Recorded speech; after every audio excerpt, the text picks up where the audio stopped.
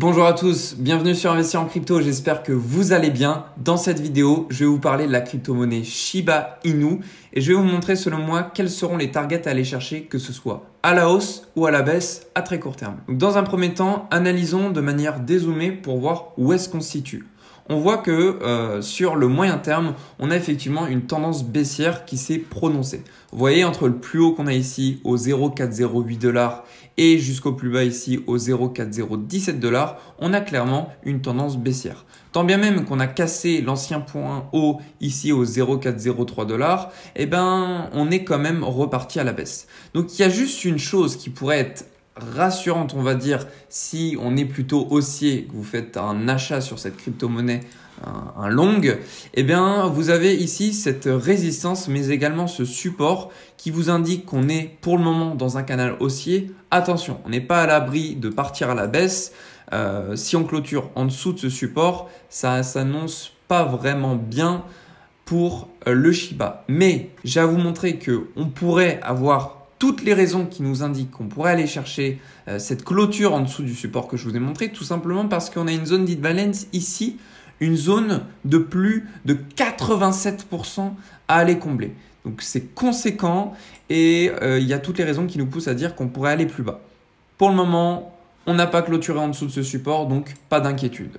Je vais zoomer un petit peu plus et je vais vous montrer aujourd'hui où est-ce qu'on se situe. Rappelez-vous, je vous avais fait une vidéo sur laquelle je vous avais donné les points d'entrée, les points de sortie clés pour un trade sur plusieurs jours. Enfin, sur 5, allez à 7 jours maximum, disons. Rappelez-vous, je ne suis pas non plus trader professionnel, je vous donne simplement mon avis et je fais des analyses techniques par passion.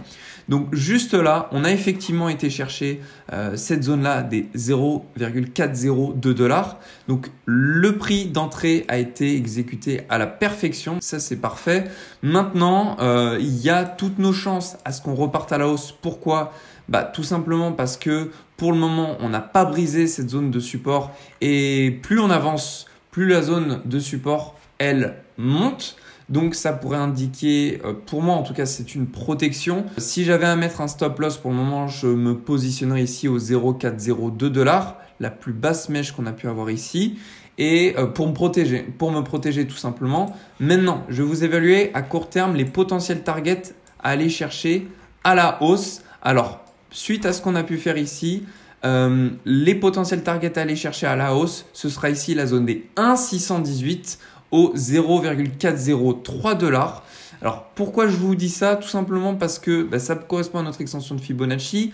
On a ici une zone de liquidité au 0,4029 $. C'est en plus de ça une zone de résistance mais également de support qu'on peut observer dans le passé. Vous voyez, j'ai fait un petit tracé juste là. Donc ça, c'est intéressant. Maintenant, avant d'aller chercher cette zone-là, il y a fort à parier qu'on ait quelques zones assez complexes à passer, comme notamment ici, là ou encore ici. Donc, je donne les targets. Ici, 0,4025 $. Je vais vous la mettre juste ici. Ensuite, on aura le palier des 0,4027 $. Ici, le palier des 0,4028 $. Et puis, pour terminer, la potentielle target, les 0,40 $. Donc ça, ce sont des zones de résistance et de support accumulées. On regarde par rapport à la zone de sortie que je vous avais annoncée, c'est ici au 0,4027 $. Donc en effet, on pourrait réatterrir sur cette zone-là. Maintenant, on pourrait très bien aller visiter des zones un petit peu plus hautes. Au niveau des prises de liquidité à réaliser, vous voyez qu'on en a une ici au 0,4025 $. Donc déjà, ça c'est une target envisageable à très court terme puisqu'il faudra aller chasser les liquidités, les tout simplement stop loss et liquidation des personnes qui ont pris des positions à effet de levier. Également ici, je peux observer, c'est en 1 heure, une zone de déséquilibre qui s'empile en plus de ça avec un equal high. Donc c'est la raison pour laquelle notre zone ici des 0,4027 $, dont je vous ai parlé tout à l'heure, juste ici, sera une zone extrêmement pertinente. Perso, si j'avais un trade à réaliser sur la crypto-monnaie Shiba, je sais qu'ici, ce serait mon point de vente clé. Ensuite, ici, on a une zone de déséquilibre au 0,403 $. Donc là encore, c'est une possible target à aller chercher. Et cette possible target à aller chercher, est corrèle avec ici la zone des 1,618. Donc voilà la corrélation qu'on a entre ces deux points.